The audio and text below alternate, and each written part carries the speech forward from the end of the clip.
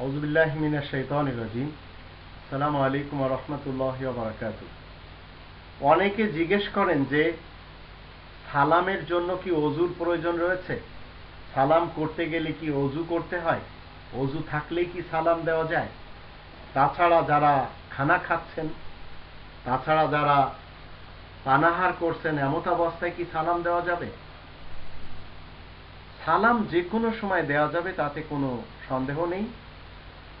কিন্তু ওযুর সাথে সম্পর্ক হলো নামাজ, আর নামাজের সাথে সম্পর্ক হলো ওযু। সালামের জন্য ওযুর কোনো প্রয়োজনই নেই।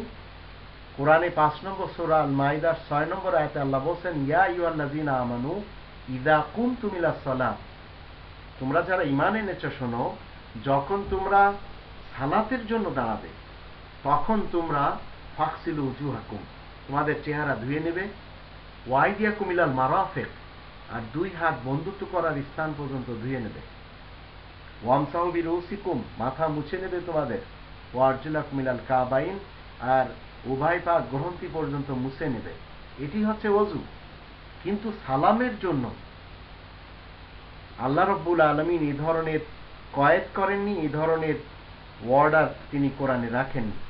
বরঞ্চ তিনি বলেছেন, ওয়াইদা জাআকাল্লাযীনা ইউমিনুনা বিআয়াতিনা ফাকুল সালামুন আলাইকুম, আয়াতের বিশ্বাসী যখন তোমাদের কাছে আসবে তখন তোমরা বলবে সালামুন আলাইকুম। আবার শুধু সালাম তাও দেওয়া যাবে, আবার আসসালামু আলাইকুম ওয়া রাহমাতুল্লাহ বা আসসালামু আলাইকুম দেওয়া যাবে। কোরআনের শিক্ষাতে রয়েছে, কাবার শিক্ষাতে রয়েছে।